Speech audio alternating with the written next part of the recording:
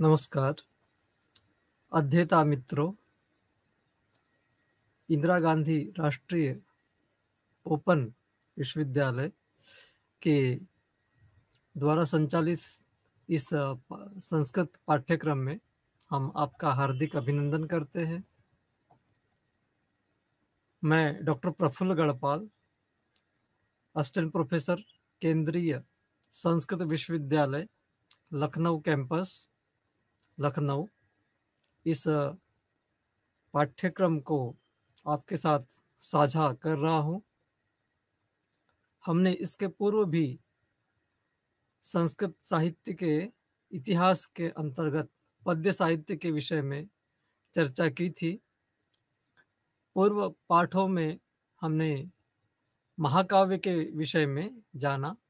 इसी तरह से खंड काव्य और मुक्तक काव्यों के विषय में भी हमने कुछ चर्चाएं की थी।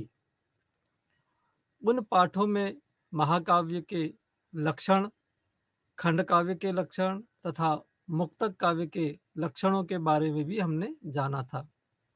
और उसी दौरान हमने प्रमुख महाकाव्यों, प्रमुख खंड काव्यों और प्रमुख मुक्तक काव्यों के विषय में भी परिचय प्राप्त किया था। और इनके जो महान रचनाकार है उनकी भी चर्चा हुई थी। तो एक सार्थक चर्चा में हमने भाग लिया था इसके पूर्व। अब हम इस क्रम को आगे बढ़ाएंगे। आगे हम महाकवि कालिदास के रघुवंश महाकाव्य के विषय में चर्चा करेंगे।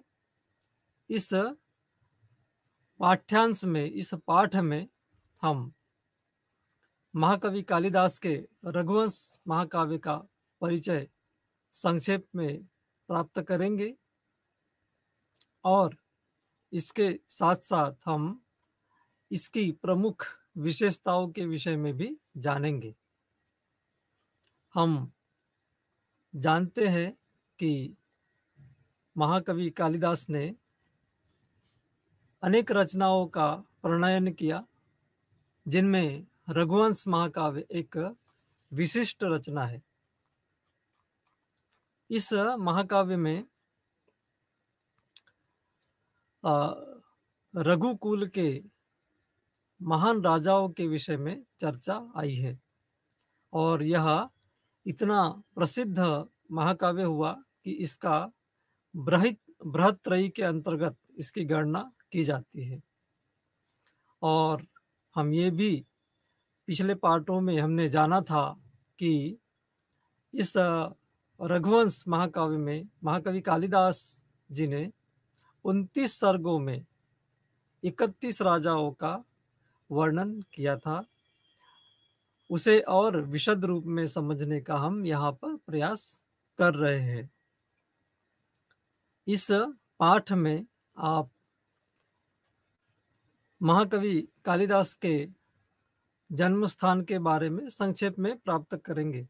हालांकि इसके पूर्व भी उनके जन्म स्थान के बारे में हमने चर्चा की थी और हमने ये जाना था कि महाकवि कालिदास के जन्म स्थान के विषय में 4 मत हमारे समक्ष आते हैं। पहले मत के अनुसार उन्हें मगध देश का निवासी माना जाता है। दूसरे मत के अनुसार उन्हें बंगाल का निवासी माना जाता है, क्योंकि वे ऐसा प्रतीत होता है कि काली के उपासक थे। इससे ये मत प्रचलित हुआ है। तीसरा मत मानता है कि वे कश्मीर के निवासी रहे होंगे और चौथे मत के अनुसार उन्हें माना जाता है कि वे उज्जैनी के निवासी रहे होंगे।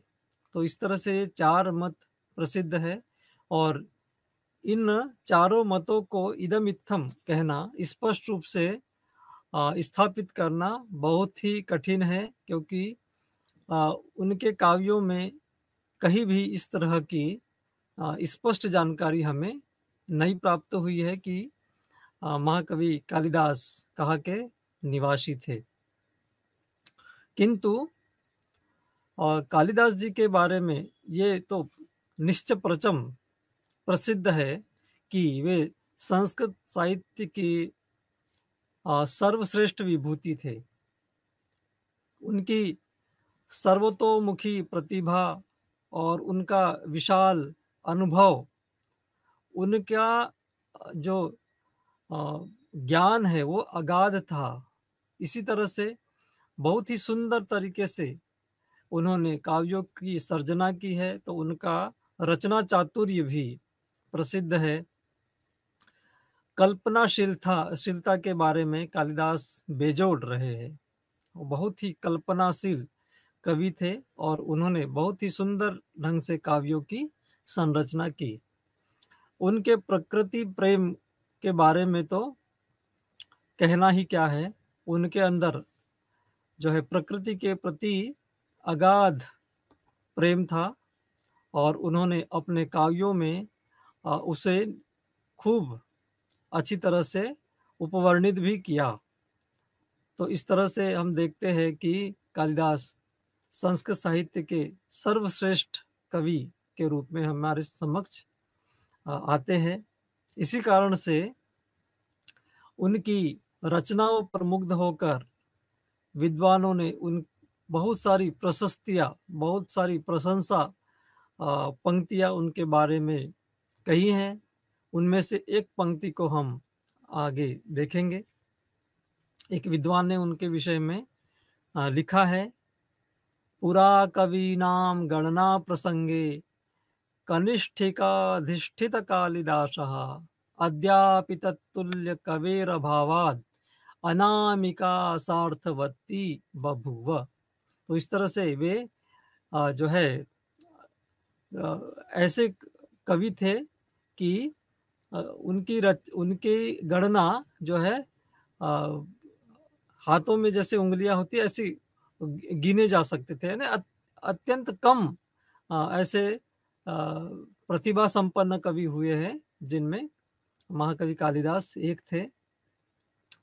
बाणभट्ट ने भी कालिदास की प्रशस्ति में लिखा है, निर्गताशु नवाकस्य कालिदासस्य सूक्तिषु प्रीति मधुर सांद्राशु मंजरी स्वीव जायते। इस तरह से हर्षचरित में हमें यह मिलता है। जयदेव ने भी उन्हें कवि कुल गुरु कालिदासो विलासः इस तरह से कहा है, क्योंकि उनके काव्यों में सर्वत्र विलास और प्रसन्न जो है खुशहाली का ही वातावरण हमें दिखाई देता है। और उनके विषय में जो कहा गया है कि उपमा कालिदासस्य, ये तो अत्यंत प्रसिद्ध है, क्योंकि कालिदास की जो उपमा है वो बहुत ज़्यादा प्रसिद्ध है और इस कारण से उपमा कालिदासस्य यह उक्ति जन जन में प्रसिद्ध हो चुकी है। कालिदास के काव्यों को जब हम पढ़ते हैं तो उनके अनेक वैशिष्ट्य हैं। उन वैशिष्ट्यों में जो है प्रकृति में मानवीकरण जो है उन्होंने सजीवता को जो है दिखाया है। इसी कारण से उनके प्रकृति वर्णन में हम प्रकृति का मानवीकरण देख सकते हैं। तो वे प्रकृति के उपासक कवि रहे और उन्होंने अपने काव्यों में प्रकृति का बहुत ही सुंदर और सूक्ष्म विवेचन किया है। वे उनकी ऋतु संहार को पढ़ते हुए षड ऋतुओं का हम बहुत ही सुंदर ढंग से उपवर्णन देख सकते हैं, पढ़ सकते हैं, समझ सकते हैं। इसी तरह से उन्होंने जो है अपने अनुभव संसार के आधार पर जो है अपने जो नायक थे उनमें अद्भुत जो है चित्रण किया है उन पात्रों का। और उन्होंने अपने काव्यों में ऐसे आदर्श स्थापित किए कि वे आदर्श जन जन के लिए प्रेरणास्पद और अनुकरणीय बन गए थे। जब वे राजाओं का वर्णन करते हैं तो उनमें राजोचित उत्तमोत्तम गुणों का आधान वे करते हैं और अपने वर्णित राजाओं में वे श्रेष्ठतम राजा कैसे हो सकते हैं उनकी संकल्पना प्रस्तुत करते हैं कि राजा में ये गुण होना चाहिए। तो जब हम कालिदास के द्वारा उपवर्णित राजाओं को देखते हैं तो हमें सहज रूप से सम्राट अशोक याद आते हैं, जिनमें सभी गुण थे, विद्यमान थे, और उन्होंने अपने शासनकाल में जन जन का खूब मंगल किया, खूब भला किया। सम्राट अशोक के शिलालेखों से हमें ये ज्ञान प्राप्त होता है। इसी तरह से रघुवंश जो हम पढ़ने जा रहे हैं उसमें हम देखेंगे कि बहुत ही सुंदर ढंग से रस का विपाक हुआ है। रस को बहुत ही अच्छी तरह से उन्होंने प्रस्तुत किया है। इसी तरह से कालिदास की उपमाओं के विषय में भी हम इस पाठ में जानने का प्रयास करेंगे। आइए अब हम रघुवंश महाकाव्य के बारे में संक्षेप में जानकारी प्राप्त करें। मित्रों, रघुवंश महाकाव्य 29 सर्गों में विभक्त है और इस महाकाव्य में 1569 श्लोक है। इस महाकाव्य में रघुवंश के 31 राजाओं के शौर्य तथा उनके संपूर्ण जीवन का वर्णन हमें बहुत ही सुललित और सुंदर ढंग से प्राप्त होता है।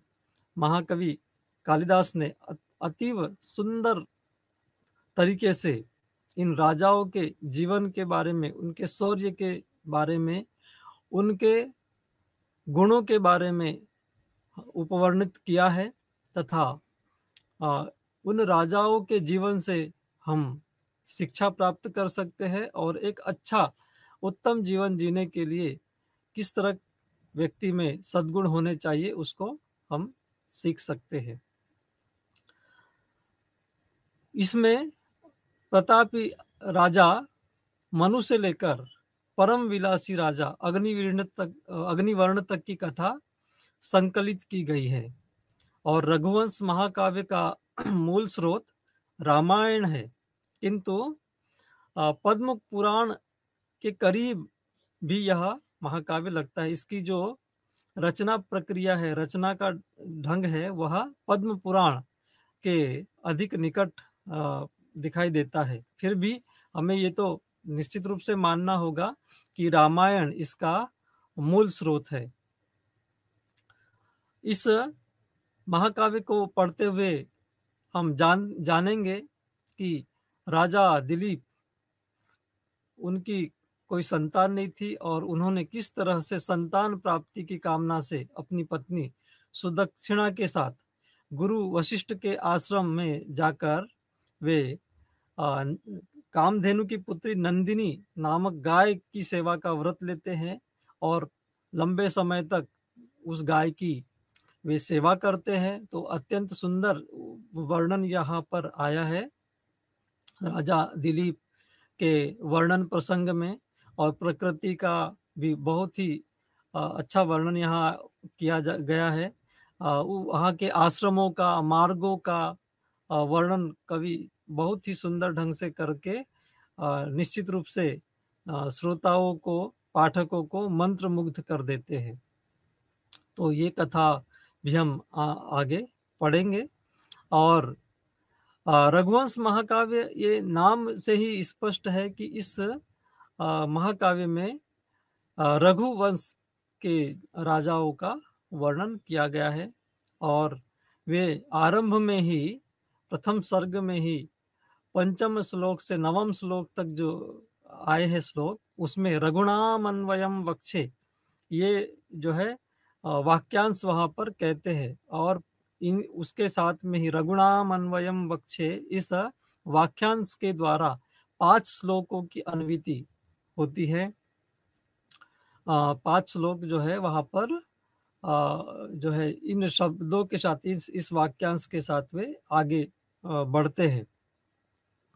तो रघुनाम अन्वयम वक्षे, इस वाक्यांश से ही स्पष्ट है कि रघुनाम यानी रघोः वंशः, रघुनाम वंशः, रघु का वंश, रघुवंशियों का वंश, उसके अन्वय के विषय में, कुल के विषय में वक्षे यानी कथयामि, मैं रघुकुल के जो महान राजा थे उनके विषय में वर्णन करता हूँ, वर्णन करूँगा। तो इस तरह से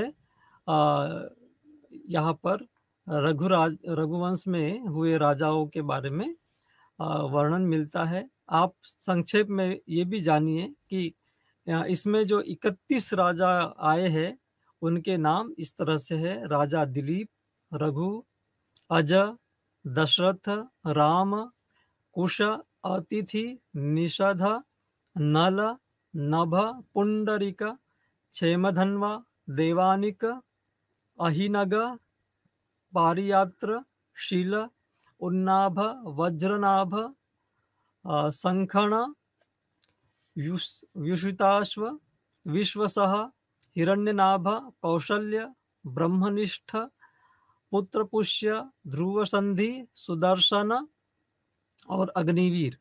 इन 28 राजाओं के साथ लक्ष्मण, भरत और शत्रुघ्न को भी जब जोड़ दिया जाता है तो कुल 31 राजाओं का वर्णन यहाँ पर हमें प्राप्त होता है। और रघुवंश के विषय में भी बहुत सारी सूक्तियाँ हमारे संस्कृत साहित्य में स्थान स्थान पर प्राप्त होती है।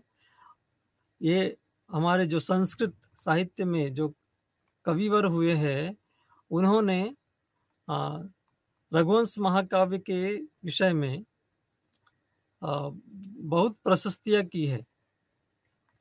और अब हम इसमें देखेंगे कि किस तरह से बहुत ही अनुकरणीय सूक्तियाँ या वाक्य हमें रघुवंश महाकाव्य में प्राप्त होते हैं। और ये सूक्तियाँ या सुभाषित वचन हमारे जीवन के में हमें अच्छे मार्ग पर चलने के लिए किस तरह से महत्वपूर्ण है, इसको भी हम देखेंगे। उनमें से एक सूक्ति को देखिए: हेम्नः संलक्ष्यते यज्ञौ विशुद्धि ही श्यामिका पिवा। तो जो है हेम की या सुवर्ण की जो विशुद्धि है वो कहाँ पर प्राप्त होती है? विशुद्धि या उसका खोटापन हमें अग्नि में ही, अग्नि से ही देखने मिलता है। तो जब हमारी परीक्षा होती है उसी समय हम समझ पाते हैं कि हमें कौन सा सफलता का कोई गुण है अथवा नहीं। तो इसलिए प्रशंसा भी बहुत, परीक्षा भी बहुत ही महत्वपूर्ण तत्व है हमारे जीवन में। इसको हम समझ सकते हैं। संतति ही शुद्ध वंशा ही परत्रेह च शर्मणे, क्रिया ही वस्तुपहिता प्रसीदति। इस तरह से सुंदर सुंदर सूक्तियाँ हमें रघुवंश में प्राप्त होती है। और जैसे कि आपको बताया गया है कि 31 राजाओं का इसमें वर्णन है। और ये पूरा का पूरा रघुवंश महाकाव्य जो है 29 सर्गों में विभक्त है। और रामायण को आश्रित करके, रामायण का आश्रय लेकर इसमें जो है राजाओं का वर्णन किया गया है। इसको हमने देखा है। अब हम रघुवंश महाकाव्य का वर्णन करेंगे, उसके बारे में जानने का प्रयास करेंगे कि किस तरह से इसकी शुरुआत होती है। और आपने देखा ही है संस्कृत साहित्य की जो परंपरा है, उस परंपरा में सर्वप्रथम मंगलाचरण का विधान हमें प्राप्त होता है। किसी भी ग्रंथ के आरंभ में, मध्य में या उसके अंत में मंगलाचरण करने की परंपरा हमारे संस्कृत साहित्य में प्राप्त होती है। रघुवंश महाकाव्य में भी यही परंपरा है। और मंगलाचरण भी जो है हम पूर्व के पाठों में भी जान चुके हैं कि मंगलाचरण भी 3 तरह से किया जाता है, 3 प्रकार का होता है। जो है नमस्कारात्मक मंगलाचरण या आशीर्वादात्मक मंगलाचरण या वस्तु निर्देशात्मक मंगलाचरण। इस तरह से 3 प्रकार से मंगलाचरण करने की परिपाटी हमारे संस्कृत साहित्य की रही है। कहीं कहीं तो अपने इष्ट देव के प्रति नमस्कार किया जाता है।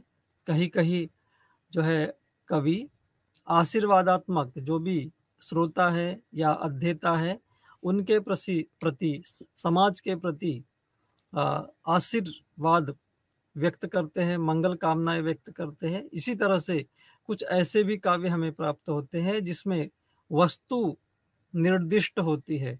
वस्तु का या विषय वस्तु का निर्देश उनमें किया जाता है। तो ये 3 प्रकार से जो है मंगलाचरण या काव्य के आरंभ का विधान हमें दिखाई देता है। अब हम रघुवंश महाकाव्य के मंगलाचरण को यहाँ पर प्रस्तुत करते हैं। मंगलाचरण इस तरह से है, इसको हम सभी अध्येता मित्र ध्यानपूर्वक सुनेंगे। वागर्थावीव संपृक्तौ वागर्थ प्रतिपत्तये जगतः पितरौ वंदे पार्वती परमेश्वरौ। इसको हम पुनः जो है आपके समक्ष प्रस्तुत करते हैं। वागर्थावीव संपृक्तौ वागर्थ प्रतिपत्तये जगतः पितरौ वंदे पार्वती परमेश्वरौ। तो इस ग्रंथ की समाप्ति के लिए तथा जो अध्येता है, पाठक है, उनके कल्याण के लिए जो है कवि आरंभ में इस मंगलाचरण को प्रस्तुत करते हैं और अपने इष्ट देवता की आराधना वे इस श्लोक के माध्यम से करते हैं। प्रस्तुत श्लोक में महाकवि कालिदास ने भगवान शिव और पार्वती जी को प्रणाम किया है। यह इस ग्रंथ का मंगल श्लोक है। तो यहाँ पर हम देखेंगे कि अन्वय किस तरह से इस मंगलाचरण का, इस श्लोक का होता है। अन्वय के माध्यम से ही उस श्लोक को समझने में आसानी होती है। अहम कालिदासः वागर्थौ इव संपृक्तौ जगतः पितरौ पार्वती परमेश्वरौ वागर्थ प्रतिपत्तये वंदे। अहम, अहम का अर्थ आप जानते ही है मित्रों।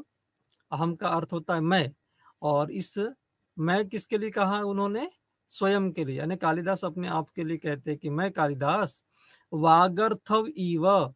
यहाँ पर वागर्थव में दो शब्द है, वाग और अर्थ, तो दोनों को मिलाकर वागर्थव ये द्विवचन में होता है। तो वागर्थव इव, तो वाणी और अर्थ की तरह या शब्द और अर्थ की तरह। संपृक्तव, संपृक्त का मतलब होता है आपस में जो संबद्ध हो, मिले हुए हो, जो एक दूसरे से जुड़े हुए हो, परस्पर जुड़े हुए हो, उसको संपृक्तव ऐसा कहते हैं। तो अहम वागर्थव इव संपृक्तव, वाणी और शब्द की तरह, शब्द और अर्थ की तरह जो मिले हुए है, ऐसे जगतः पितरौ, इस संसार के माता पिता, संसार को जन्म देने वाले, पार्वती परमेश्वरौ, पार्वती और परमेश्वर यानी शिव को वागर्थ प्रतिपत्तये वंदे। वागर्थ प्रतिपत्तये यानी शब्द और अर्थ की प्रतिपत्ति के लिए, सब शब्द और अर्थ के सम्यक ज्ञान के लिए वंदे, प्रणाम करता हूँ। इस तरह से हम देखते हैं कि मैं कालिदास शब्द और अर्थ के समान जो नित्य संबद्ध है, नित्य परस्पर मिले जुले है, ऐसे इस संसार के माता पिता पार्वती और परमेश्वर शिव को शब्दार्थ के सम्यक ज्ञान के लिए प्रणाम करता हूँ। ये इसका अर्थ हुआ। तो इसमें वागर्थाविव ये शब्द आया है, तो वाग अर्थव इव, ऐसा इसका हम जो है विच्छेद कर सकते हैं। इसी तरह से पितरौ शब्द जो है ये एक शेष द्वंद्व समास है, माता च पिता च, ऐसे पितरौ। इसी तरह से पार्वती परमेश्वरौ, ये भी शब्द जो है द्वंद्व समास होता है, पार्वती च परमेश्वरश्च, पार्वती परमेश्वरौ, ऐसा जो है ये समास इसमें भी है। वागर्थ प्रतिपत्तये, वाक्च अर्थश्च वागर्थौ तयोः प्रतिपत्तिः तस्यै। इस तरह से ये द्वंद्व समास यहाँ भी वागर्थ प्रतिपत्ति इसमें भी है। और अनुष्टुप छंद का जो है इसमें प्रयोग किया गया है इस श्लोक को बनाने में। अनुष्टुप के बारे में आप जानते हैं कि इसके प्रत्येक पाद में इसके जो है किसी भी छंद में 4 चरण होते हैं और उन प्रत्येक चरण में 8-8 अक्षर होते हैं। तो श्लोके षष्ठम गुरु ज्ञेयम सर्वत्र लघु पंचमम द्विचतुष्पादयो ह्रस्वम सप्तमम दीर्घमन्ययोः। ये जो है अनुष्टुप छंद का लक्षण है। तो 8-8 अक्षर वाले ये जो है छंद होते हैं। एक बार हम फिर से मंगलाचरण को पढ़ते हैं ताकि आपको यह ठीक तरह से समझ में आए किस तरह से हम इसका उच्चारण करें। वागर्थावीव संपृक्तौ वागर्थ प्रतिपत्तये जगतः पीतरौ वंदे पार्वती परमेश्वरौ। इस तरह से हम पढ़ेंगे। वागर्थावीव संपृक्तौ वागर्थ प्रतिपत्तये जगतः पीतरौ वंदे पार्वती परमेश्वरौ। तो मंगलाचरण को इस तरह से आपको पढ़ना है। इसी तरह से अब हम आगे द्वितीय श्लोक को पढ़ेंगे, जानेंगे कि किस तरह से सूर्यवंश का बहुत प्रभाव रहा है और किस तरह से कवि अपनी विनम्रता को प्रस्तुत करते हैं इस महान सूर्यवंशी जो है सूर्यवंश के समक्ष, और स्वयं को ही स्वल्प बुद्धि वाला बताकर वे अपनी विनम्रता भी प्रकट करते हैं। तो वे कहते हैं त्व सूर्य प्रभवो वंशः क्व चाल्प विषया मतिः तितिर्षुर्दुस्तरं मोह दुडूपेनास्मि सागरम्। सूर्य प्रभवः वंशः क्व अल्प विषया मतिः च क्व मोहात् दुस्तरम सागरम उडुपेन तितिर्षुः अस्मि। सूर्य प्रभवः वंशः क्व, यानी सूर्य से के प्रभाव से, सूर्य से जिस वंश का उद्भव हुआ है ऐसा सूर्य वंश कहाँ है, सूर्य से उत्पन्न वंश कहाँ, और अल्प विषयामति ही च क्व, और मेरी अल्प विषय वाली कम जानने वाली बुद्धि कहाँ। ये तो ऐसी बात हो गई जैसे मोहा दुस्तरम सागरम उडुपेन तितिर्षुः अस्मि। मोह के कारण, अज्ञानता के कारण, दुस्तरम यानी पार करने में जो दुष्कर है, कठिन है, ऐसे सागर को मैं उडूप से यानी छोटी नाव से तैरने की इच्छा करने वाला हो। तितिर्षुः यानी तैरने की इच्छा करने वाला, इच्छा रखने वाला। तो जो है बहुत विशाल महासागर को मैं छोटी सी नाव के द्वारा पार करने की इच्छा मैं रखता हूँ, मैं उस तरह का ही हूँ। ये जो वंश है वो बहुत महान वंश है और मेरी बुद्धि बहुत ही अल्प है।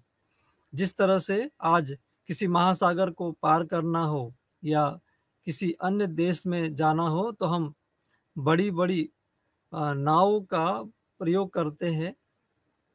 विशाल नावें जो है वे समुद्र को पार करती है, तीव्र नाव, और कोई छोटी सी नाव से पार करना हो तो ये संभव नहीं है। किसी एक तालाब को हम पार कर सकते हैं लेकिन महासागर को पार करना संभव नहीं है। उसी तरह से ये जो सूर्य वंश है इसका वर्णन करना है तो बहुत विशाल बुद्धि वाला होना चाहिए। यद्यपि महाकवि कालिदास महाकवि थे, फिर भी उनके अंदर इतनी विनम्रता थी कि वे अपने आप को अल्प बुद्धि वाला यहाँ कहते हैं। कृता वाग्द्वारे वंशेस्मिन् पूर्व सूरिभिः मणौ वज्र समुत्कीर्णे सूत्रस्यैवास्ति मे गतिः।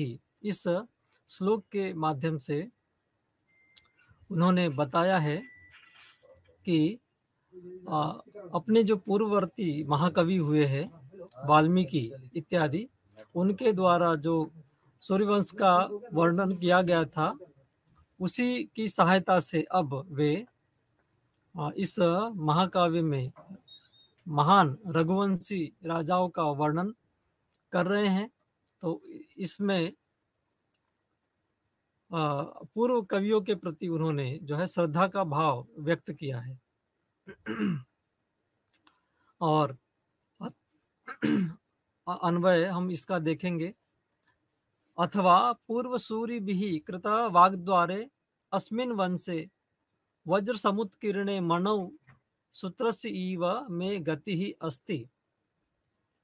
इस तरह से उन्होंने अपनी बात कही है महाकवि कालिदास जी ने। पूर्व सूरि भी अथवा पूर्व सूरि भी यानी जो पूर्ववर्ती कालिदास जी कहते हैं कि महाकवि व्यास इत्यादि जो पूर्व सूरि थे, पूर्ववर्ती कविगण थे, उनके द्वारा कृत वाग्द्वारे, उनके द्वारा जो वाग्द्वार बना दिया गया था, रामायण इत्यादि की रचना कर दी गई थी, उसके माध्यम से अस्मिन वंशे यानी इस कुल में मैं वर्णन ऐसा कर रहा हूं जैसे कि वज्र समुत्कीर्णे मणौ सूत्रस्य इव में गति ही अस्ति। जिस तरह से वज्र के द्वारा किसी मणि में जो है छिद्र कर दिया जाता है और फिर उसमें यदि कोई सूत्र डालना हो, धागा डालना हो, तो वो बहुत ही सरल हो जाता है। ऐसे ही पूर्व एक में ही एक मार्ग बना दिया जा चुका है और उस मार्ग का आश्रयन करते हुए ही मैं प्रस्तुत काव्य की रचना कर रहा हूँ। तो इस तरह से उन्होंने पूर्व कवियों के प्रति भी जो है अपनी श्रद्धा व्यक्त की है और उन्होंने बताया कि पूर्व में ही जो है कवियों के द्वारा एक मार्ग बना दिया गया था और अब मैं उसी मार्ग पर चलकर प्रस्तुत काव्य की रचना कर रहा हूँ। जिस तरह से मशीनों के द्वारा किसी कठोर धातु के या किसी मणि के अंदर छिद्र कर दिया जाता है, वैसे ही उस छिद्र में आसानी से आप किसी सूत्र को, धागे को पिरो सकते हैं। ऐसे ही पूर्व में ही एक जो है मार्ग बना दिया गया है और अब मैं बहुत ही आसानी से उस कार्य को कर सकता हूँ। ऐसा उन्होंने पूर्व कवियों के प्रति अपनी श्रद्धा, अधमर्ण्यता प्रस्तुत की है, प्रकट की है। अब हम रघुणामन्वयम् वक्षे ऐसे इस वाक्यांश के माध्यम से अग्रिम 5 श्लोकों को देखेंगे और इसमें किस तरह से कवि कालिदास ने रघुवंश के महान राजाओं की विशेषताओं का वर्णन किया है। किस तरह से वे जन्म से ही शुद्ध थे और फल प्राप्ति जब तक उनका रिजल्ट नहीं आ जाता है, कार्य पूर्ण नहीं हो जाता है, तब तक वे जो है कार्य करने वाले थे और समुद्र पर्यंत जो है पृथ्वी का शासन वे करते थे और उनका जो रथ है वो स्वर्ग तक जाता था। इस बात को वे रघुणाम अन्वयम वक्षे, इस वाक्यांश के को जो है पूर्ति वाक्य की तरह उपयोग करके वे जो है प्रस्तुत श्लोक को प्रकट करते हैं।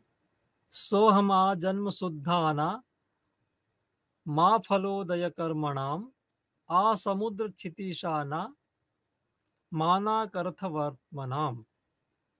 सोहम आजन्म शुद्धानाम आ फलोदय कर्मणाम आ समुद्र क्षितिशानाम आनाकर्थवर्त्मनाम रघुणाम अन्वयम वक्षे। ऐसा हमें साथ साथ में इन श्लोकों में जोड़ना पड़ेगा। 5 से लेकर 9 तक के श्लोकों में रघुणाम अन्वयम वक्षे, इसको हमें साथ साथ जोड़ना पड़ेगा। और 9वें श्लोक में ये रघुणाम अन्वयम वक्षे, इसका ये वाक्यांश हमें प्राप्त होता है। तो वे कहते हैं कि सह अहम आजन्म शुद्धा नाम आ फलोदय कर्मणाम आ समुद्र क्षितिशा नाम आनाकर्थ वर्तमनाम रघुणाम अन्वयम वक्षे। सह नाम जो पूर्व गुण से युक्त जो है कालिदास है, सोहम वही मैं कालिदास जो जिसके बारे में अभी तक उन्होंने कहा कि मैं जो है पूर्व सूर्यों के द्वारा जो है रचा गया काव्य है, रचे गए काव्य है, उसी का आश्रय करके इस काव्य की रचना कर रहा हूँ। ऐसा मैं कालिदास आजन्म शुद्धा नाम, जन्म से लेकर ही जो शुद्ध है, आ फलोदय कर्मणाम, और फल प्राप्ति पर्यंत जो कार्य करने वाले हैं, आ समुद्र क्षितिशा नाम, और समुद्र पर्यंत पृथ्वी के जो स्वामी है, तथा आनाकर्थ वर्तमानम, यानी स्वर्ग तक रथ को ले जाने में जो समर्थ है, ऐसे महान राजाओं के कुल का वर्णन करूंगा, या रघुवंशी राजाओं का वर्णन मैं करूंगा। इस तरह से वे इस बात को यहाँ पर कहते। आगे वे बताते हैं, यथा विधि हुताग्नि नाम, यथा कामार्चितार्थी नाम, यथा अपराध दंडा नाम, यथा काल प्रबोधि नाम। यानी शास्त्र के अनुसार यज्ञ करने वाले, और याचकों की इच्छा के अनुसार दान देने वाले, अपराध के अनुसार दंड देने वाले, उचित समय पर प्रबुद्ध होकर अपने कार्य को पूर्ण करने वाले रघुवंश के राजाओं का मैं वर्णन करूंगा, ऐसा वे इस श्लोक में कहते हैं। इसी तरह से त्यागाय संवृतार्थानाम, सत्याय मितभाषिणाम, यशसे विजिगीषुणाम, प्रजायै गृह मेधिनाम। इसका हम यहाँ संक्षेप में इसका भी वर्णन करेंगे। कालिदास ने जो है रघुवंशी राजाओं के मित भाषिता आदि गुणों का बहुत ही सुंदर यहाँ पर उल्लेख किया है। त्यागाय संवृतार्थानाम, यानी त्याग के लिए, दूसरों को दान देने के लिए, सत्पात्र को दान देने के लिए ही धन को जो इकट्ठा करने वाले हैं, तो त्यागाय संवृतार्थानाम, ऐसे मैं राजाओं का वर्णन करता हूँ या करूंगा, जो कि त्याग के लिए, दान करने के लिए, अच्छे सत्पात्र को दान करने के लिए धन को इकट्ठा करने वाले हैं। सत्याय मित भाषिणाम, और वे केवल सत्य बोलने के लिए, सत्यवाणी के लिए ही मित भाषी है, कम बोलने वाले हैं। यशसे विजिगीषुणाम, और यश के लिए ही जीतने की इच्छा रखने वाले हैं। इसी तरह प्रजायै गृह मेधिनाम, प्रजा के लिए, यानी प्रजा का मतलब होता है संतान। प्रजा का दो अर्थ हो सकते हैं, एक तो प्रजा है जो कि जो पब्लिक है, और प्रजा यानी जो जात, प्रजा जो राजा से होती है, उत्पन्न होती है, ऐसी संतान। तो संतान के लिए ही गृह मेधिनाम, यानी विवाह करने वाले। तो सामान्य रूप से हम जब देखते हैं कि जो अन्य राजा है, तो वे धन इकट्ठा करते हैं अपने विलासिता के लिए, और वे जब तब भाषण करते रहते हैं, और दूसरे प्रदेशों को जीतने की इच्छा रखने वाले होते, ताकि ज़्यादा से ज़्यादा वे अपने राज्य को फैला सके। इसी तरह से वे विलासिता के लिए अनेक विवाह करते हैं। लेकिन रघुवंश के जो राजा है, वो भिन्न प्रकार के हैं। वो इस तरह के जो है इतने चरित्रवान है कि वो त्याग के लिए ही धन को इकट्ठा करते हैं। इसी तरह से सत्य के लिए कम बोलते, सत्य बोलना पड़े, कभी मुंह से असत्य भी निकल सकता है, असत्य वाणी भी निकल सकती है, लेकिन वे सत्य की, केवल सत्य बोलना है ऐसा करके ही कम बोलने वाले होते हैं। और यदि वे किसी राज्य को जीतना चाहे तो केवल यश के कारण जीतना चाहते हैं। इसी तरह से यदि वे विवाह करते हैं, गृह मेधि नाम या गृह मेधि होते हैं, तो वे प्रजा के लिए, संतान के लिए ही वे विवाह करते हैं। तो इस तरह के चारित्रिक गुण उन रघुवंशी राजाओं में प्राप्त होते हैं।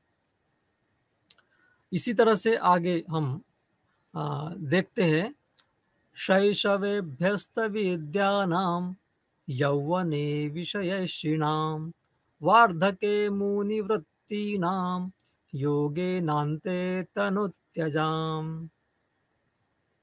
तो महाकवि कालिदास रघुवंशी राजाओं के शैशव, यौवन और वृद्धावस्था के कार्यों का उल्लेख करते कि किस तरह से इस वंश में जो राजा हुए हैं, वे किस तरह की वृत्ति का पालन करते हैं। तो शैशवे अभ्यस्त विद्यानाम, ऐसे रघुणाम अन्वयम बक्षे, इस वाक्यांश के द्वारा बताते कि शैशव में, बाल्यकाल में अभ्यस्त विद्या नाम, अभ्यास, समस्त विद्याओं का अभ्यास करने वाले। इसी तरह से यौवने विषयैषिणाम, यौवन काल में, युवावस्था में, गृहस्थ अवस्था में रहकर विषयों का भोग करने वाले। इसी तरह से वार्धके मुनि वृत्ति नाम, और वृद्धावस्था में मुनियों की समान वृत्ति का पालन करने, यानी अच्छा आचार व्यवहार करने वाले, ऋषियों के समान जो है बहुत ही सीमित और बहु जो है योग पूर्ण जो है व्यवहार करने वाले हैं। इसी तरह से अंते योगेन तनुत्यजाम, और अंत में चित्तवृत्तियों का पूर्ण तरह से निरोध करके वानप्रस्थ आश्रम में प्रविष्ट होकर वे जो है तनुत्यजाम, अपने शरीर को छोड़ने वाले। तो ऐसे महान राजाओं के वंश का मैं वर्णन करता हूँ। आगे वे कहते हैं, रघुणाम अन्वयम वक्षे तनु वाग विभोपि सन, तद्गुणैः कर्णमागत्य चापलाय प्रचोदितः। ऐसा मैं जो है ऐसे महान राजाओं का वर्णन करता हूँ। सह अहम तनु वाग विभोपि सन, ऐसा मैं वाणी के सामर्थ्य से रहित होने पर भी तद्गुण ही कर्ण मागत्य, उनके जो महान गुण थे, सद्गुण थे, वो मेरे कान में पड़े, कान में आ गए। तो चापलाय प्रचोदित, चपलता के लिए मैं प्रेरित हुआ। और इस तरह से रघुनाम अन्वयम बक्षे, इस तरह से मैं रघुवंशियों के वंश के विषय में कहूँगा, यहाँ पर अपनी बात रखूंगा। तो इस तरह से जो है उक्त श्लोकों में रघुवंशी राजाओं के 16 गुणों का वर्णन किया गया कि वे जन्म से ही पवित्र थे और फल प्राप्ति पर्यंत उद्यमशील थे, प्रयत्नरत रहते थे, समुद्र पर्यंत पृथ्वी का स्वामित्व उनके पास था और वे स्वर्ग तक जाने में सक्षम थे और शास्त्रोक्त विधि से यज्ञ का संपादन करने वाले थे, याचकों को पात्रानुसार दान देने वाले थे और अपराध के अनुसार उनका दंड विधान हुआ करता था और वे यथा समय कार्य का संपादन करते थे और जो धन संचय है वो दान देने के लिए भी ही वे धन का संचय करते थे। इसी तरह से सत्य बोलने के लिए वे अत्यल्प भाषी हुआ करते थे और विजय की इच्छा केवल यश के लिए ही रखा करते थे और विवाह भी संतान की उत्पत्ति के लिए किया करते थे। ऐसे महान गुणों से युक्त थे वे राजा और बचपन में विद्याओं का अभ्यास, यौवन में विषयों का उपभोग, वृद्धावस्था में मुनि की तरह वृत्ति का परिपालन और समय पर संन्यास आश्रम ग्रहण करके वे योग बल से अपने देह का त्याग करते थे। तो इस तरह से 16 गुणों का वर्णन कवि ने यहाँ किया है और स्वयं को जो है कहा है कि उनके जो महान गुण थे वे मुझे श्रवण गोचर हुए, मुझे सुनाई पड़े, मेरे कान तक आए। ऐसे गुणगान को ही सुनकर मैं रघुवंश महाकाव्य की रचना कर रहा हूँ और इस चापल्य के लिए मैं प्रेरित हुआ हूँ। और वे कहते हैं कि ये जो है वंश जो था अत्यंत उत्कृष्ट था। और फिर आगे वे कहते हैं कि आप जरूर इस काव्य के विषय में सुने या रघुवंशी राजाओं के चरित्र के बारे में अवश्य ही आपको सुनना चाहिए और इसी के पश्चात जो है आप ये कैसे, किस तरह से यह इसकी रचना हुई है इसका परीक्षण कर सकते हैं, क्योंकि सोने की परीक्षा अग्नि में ही हुआ करती है। इस बात को वे यहाँ पर रखते हैं। तम संतः श्रोतुमर्हन्ति सत्सत् व्यक्ति हे तवः हेम्नः संलक्ष्यते यज्ञौ विशुद्धिः श्यामिका पिवा। तो आगे वे कहते हैं कि सद सद व्यक्ति हेतवः सन्तः तम श्रोतुम अर्हन्ति। सद सद व्यक्ति हेतवः, सद असद व्यक्ति हेतवः, जो सत्य और असत्य को जानने वाले हैं। संतः, संतः का मतलब है विद्वान जन, विद्वत जन। तम श्रोतुम अर्हन्ति, तम रघुवंश महाकाव्यम श्रोतुम अर्हन्ति, इस वंश के बारे में सुन सकते हैं, सुनने के योग्य है।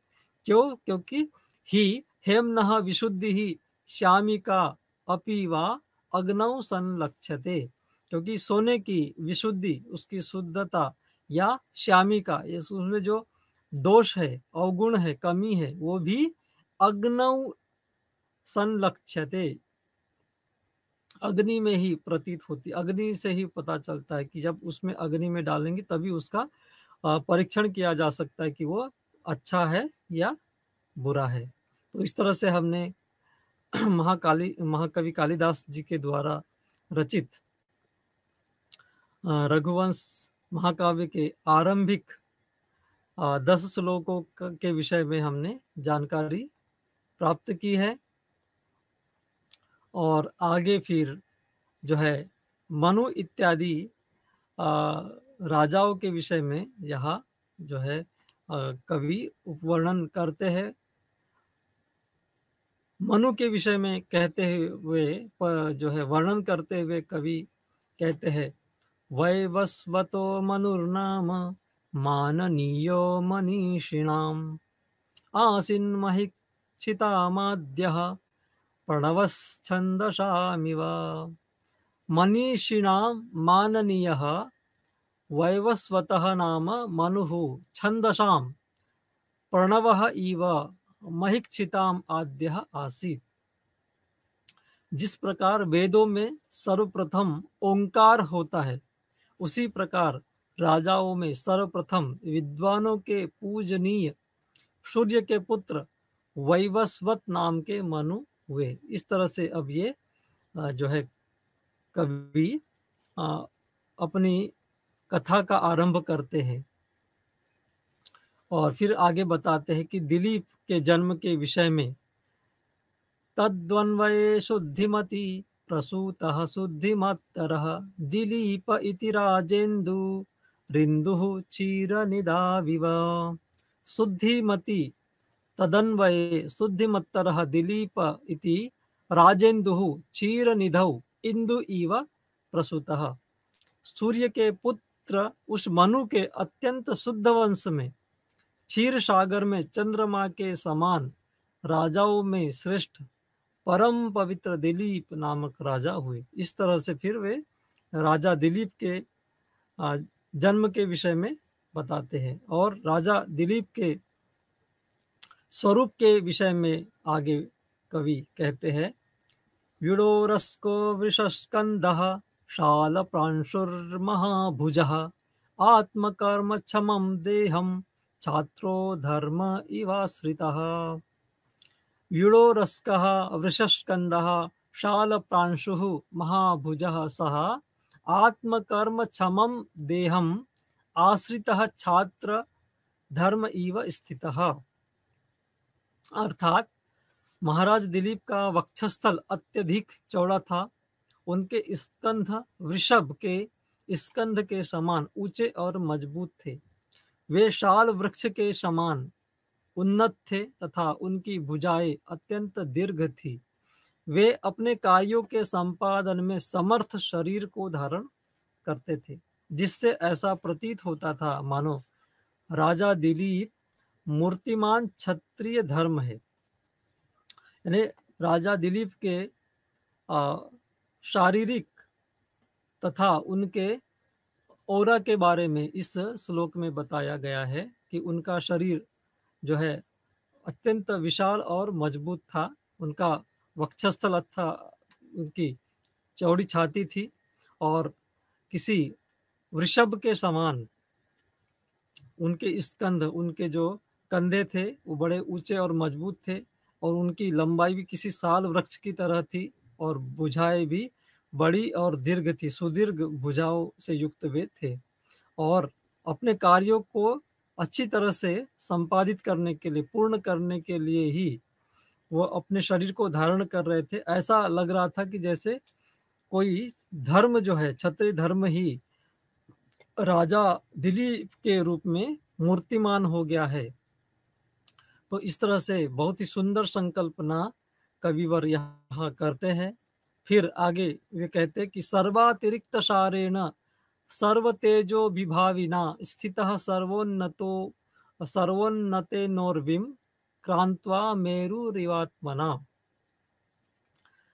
जिस प्रकार सुमेरु पर्वत ने अपनी दृढ़ता, कांति तथा ऊंचाई से संसार के सभी दृढ़, कांति युक्त तथा ऊंचे पदार्थों को तिरस्कृत करके अपने विस्तार से संपूर्ण पृथ्वी को व्याप्त कर लिया, उसी प्रकार राजा दिलीप ने अपने पराक्रम, तेज और विशाल व्यापक शरीर से सबको तिरस्कृत करते हुए समस्त पृथ्वी मंडल को अपने अधीन कर लिया था। तो यहाँ सुमेरु पर्वत से उनकी समानता, उनकी तुलना की गई है।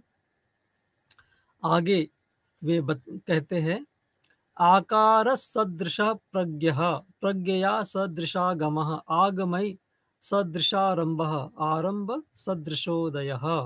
सह दिलीपः आकार सदृशः प्रज्ञया सदृशागमः आगमैः सदृशारंभः आरंभ सदृशोदयः आसीत्। वो महाराज दिलीप जिस प्रकार विशाल काय और सुंदर आकार वाले थे, वैसे ही आकार के समान उनकी बुद्धि भी विशाल थी। जैसी तीक्ष्ण उनकी बुद्धि थी, वैसे ही वे शास्त्राभ्यास करने वाले थे। तीक्ष्ण शास्त्राभ्यास भी उनका बहुत तीक्ष्ण था, तेज था, अच्छी तरह से अभ्यास करते थे। वे जैसा शास्त्राभ्यास करते थे या शास्त्रों से सीखते थे, वैसे ही शास्त्रानुकूल कार्य भी संपन्न करते थे। वे जैसे शास्त्रानुकूल कार्य संपन्न करते थे, उसी प्रकार की सफलता भी प्राप्त करते थे। तो इस श्लोक में बहुत ही सुंदर ढंग से इस महाराज का, राजा दिलीप का वर्णन किया गया है और उनके शास्त्राभ्यास, उनके शरीर से तुलना करते हुए, शरीर की तुलना उनकी बुद्धि से की गई कि उनकी बुद्धि भी उसी तरह से विस्तृत थी और जैसे उनकी बुद्धि तीक्ष्ण थी, वैसे ही वे अभ्यास करते थे। जैसा वे अभ्यास करते थे, वैसे ही उसे संपन्न करते थे और जिस तरह से वे उसे संपन्न करते थे, उसी प्रकार से वे सफलता प्राप्त करते थे। तो इस तरह से हमने राजा दिलीप के गुणों के विषय में जाना। आगे भी बहुत सुंदर सुंदर जो है श्लोक प्रस्तुत काव्य में आए हैं और राजा दिलीप के विषय में, और हम समझ सकते हैं इन श्लोकों के माध्यम से कि कितने वे सैन्य बल से युक्त, उनकी जो कर प्रणाली बहुत ही अच्छी थी और उनके वे जिस तरह से मजबूत शरीर वाले थे, वैसे ही कोमल कांत उनका मन हुआ करता था। तो ऐसे उत्तमोत्तम गुणों से युक्त यह वंश हुआ करता था, इसके राजा हुआ करते थे। इसके बारे में बहुत ही सुंदर ढंग से इस काव्य में बताया गया है। और अंत में मैं डॉक्टर प्रफुल्ल गढ़पाल, केंद्रीय संस्कृत विश्वविद्यालय में सहायकाचार्य, आप सभी के प्रति धन्यवाद ज्ञापित करता हूँ और इंदिरा गांधी राष्ट्रीय ओपन विश्वविद्यालय की इस कक्षा में आप सबके प्रति आभार व्यक्त करता हूँ। धन्यवाद। नमस्कार।